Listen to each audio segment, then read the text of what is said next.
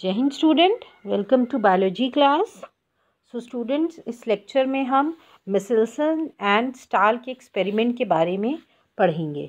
Okay, now you have seen the semi conservative model of DNA replication that was given by Watson and क्रिक।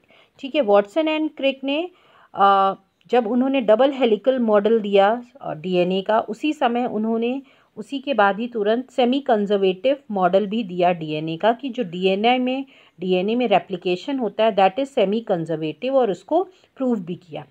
अब क्या हुआ, ये दो scientist थे that was मिसेल्सन and stall. इन्होंने जो है एक्सपेरिमेंट के थ्रू उन्होंने एक्सपेरिमेंट कंडक्ट किया ई कोलाई पे, and after that they have also conducted experiments in higher organism also such as plants and human cell, and finally उन्होंने ये प्रूव किया कि वॉटएवर वॉटसन एंड क्रिक ने जो सेमी कंजर्वेटिव मॉडल दिया था डीएनए रेप्लिकेशन का दैट इज़ करेक्ट, वो सही है। उसको सपोर्ट किया एक एक्सपेरिमेंट के थ्रू, और वो एक्सपेरिमेंट उन्होंने किस पे कंडक्ट किया था? ई कोलाई पे। अब वो एक्सपेरिमेंट क्या था? उन्होंने ई कोलाई को ग्रू किया, ई कोलाई के जो सेल्स थे उनको ग्रू किया हैवी आइसोटोप ऑफ नाइट्रोजन, एक मीडियम में ग्रू किया जिसमें हैवी आइसोटोप्स थे नाइट्रोजन के।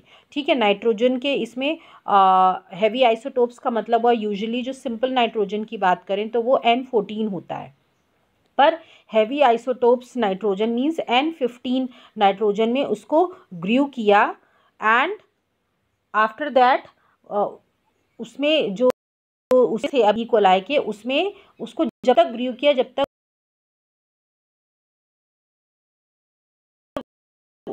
इंक्लूड हो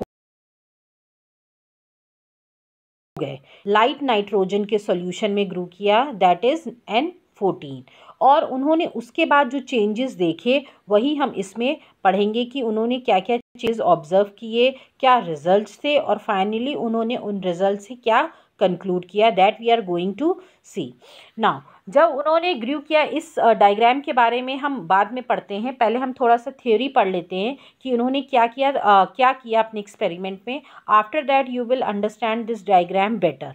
ओके, सो जो ये थे Matthew Meselson and Franklin stall.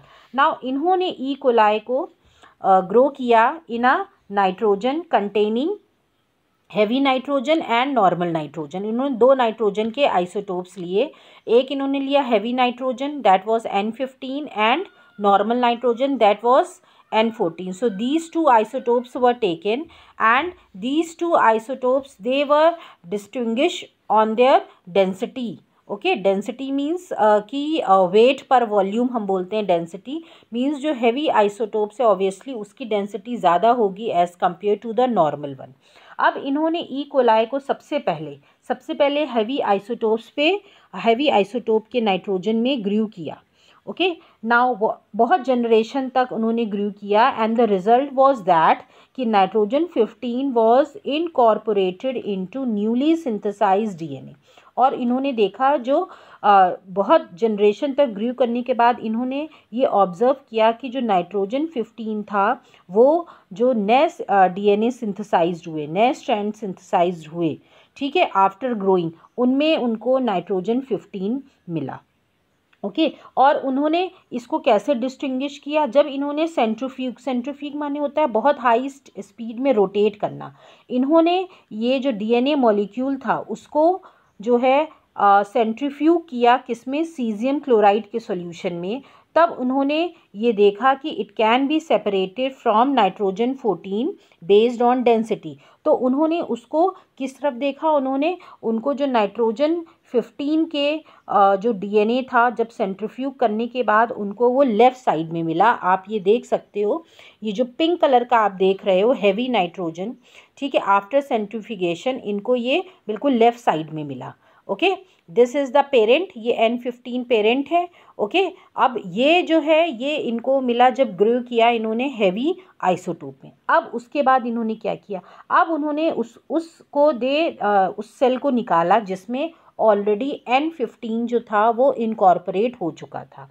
अब उन्होंने उस सेल्स को निकाला और उन्होंने उसको दूसरे मीडियम में ग्रो किया जिसमें कि नॉर्मल नाइट्रोजन था, दैट इज़ N14 नाइट्रोजन जो अमोनियम क्लोराइड का सॉल्यूशन था जिसमें N14 था, उसमें उन्होंने उसको ग्रू किया।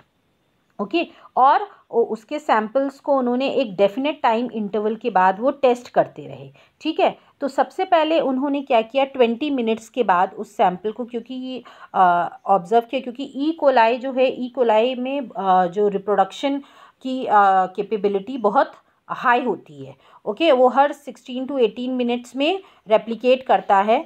सो इन्होंने 20 मिनट्स बाद एक पर्टिकुलर एक डेफिनेट इंटरवल के बाद इन्होंने उस सैंपल्स को देखा।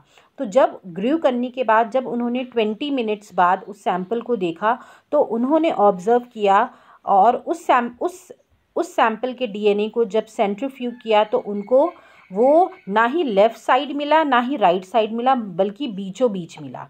इसका मतलब क्या था कि उसमें जो फर्स्ट जनरेशन थी उसमें दोनों ही के इनको डीएनए में दोनों के ही सैंपल्स मिले, नाइट्रोजन 15 भी मिला और नाइट्रोजन 14 डीएनए दोनों ही मिला।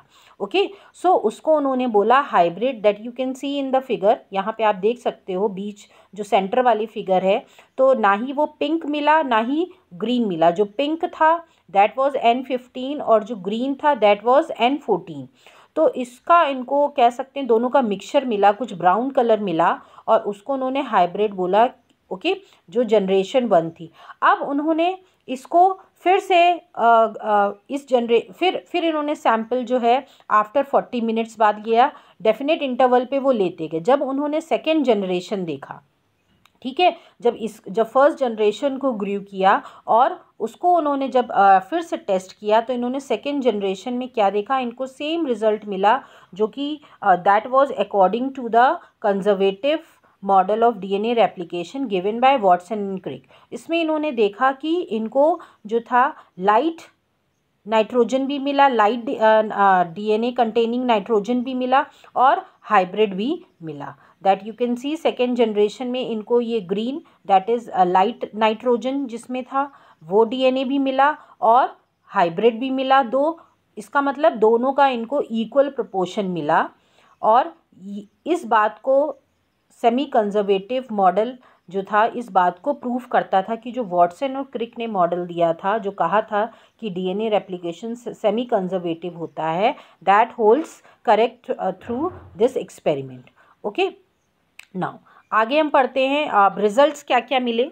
The DNA extracted after 20 minutes 1 generation in ammonium chloride medium had a intermediate density।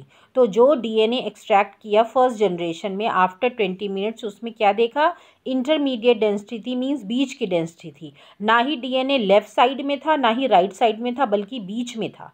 Okay क्योंकि हैवी डीएनए यहाँ हैवी आइसोटोप्स और लाइट आइसोटोप्स लेने से वो डेंसिटी वाइज डिफ्रेंशिएट करके वो ये रिज़ल्ट पता कर सकते थे कि जो डीएनए है उसमें N14 है कि N15 है। हैवी जो है वो हैवी की टेंडेंसी होती है लेफ़्ट की तरफ, वो एक्यूमुलेट होगा सेंट्रीफ्यूगेशन के बाद, और लाइट जो है वो राइट की तरफ जाएगा। तो उसके बेसिस पे उन्होंने रिजल्ट्स दिए कि जो N14 था that has a intermediate density. Okay क्योंकि उसमें N15 ऑलरेडी पहले से प्रेजेंट था। Now this is because it contained one parental DNA strand with heavy nitrogen 15 and one new DNA strand with light nitrogen 14। So ऐसा क्यों हुआ, क्यों hybrid मिला?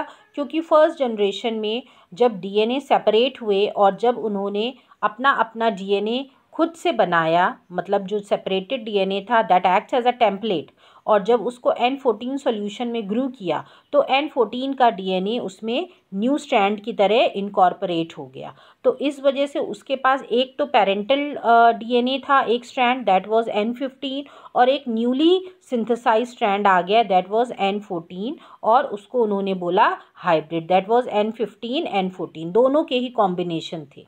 Then DNA extracted after 40 minutes, फिर 40 minutes के बाद जब उसको एक्सट्रैक्ट किया गया उसी डीएनए को चेक किया गया, क्योंकि हर 20 मिनट्स में उसमें क्या होता है, रेप्लिकेशन होता है। तो जब 40 मिनट्स बाद देखा that was the second generation हम कह सकते हैं, तो उसने क्या देखा कि N14 जो था ammonium chloride medium showed equal amount of intermediate density and light density. तो जब उन्होंने सेकेंड जनरेशन में देखा जो अमोनियम क्लोराइड सॉल्यूशन था उसको जब सेंट्रीफ्यूग किया 40 मिनट्स के बाद, पहले 20 मिनट्स के बाद किया तो उनको हाइब्रिड मिला। मींस उस डीएनए में दोनों ही स्ट्रैंड्स थे, N14 भी N15 भी। अब जब उन्होंने 40 मिनट्स के बाद उस सॉल्यूशन को फिर से लिया और सेंट्रीफ्यूग किया, देन ही फाउंड कि that solution contain equal amount of intermediate density and light density. दोनों ही डेंसिटी के उनको इक्वल प्रोपोर्शंस मिले। This is because it contain equal amount of hybrid, intermediate and light DNA.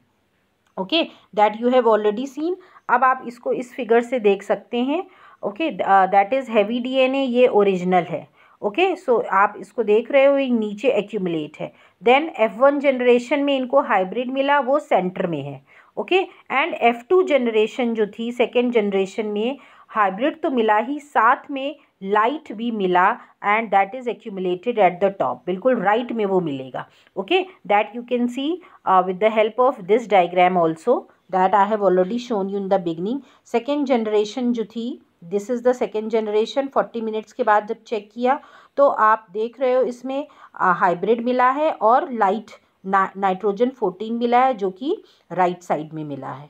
Okay, सो ये था इनके findings, जिन्होंने ये प्रूफ किया कि जो सेमी कंजर्वेटिव मॉडल है that is correct. Now based on observation and experimental result, Michelson and Stahl concluded that DNA molecules can replicate semi-conservatively।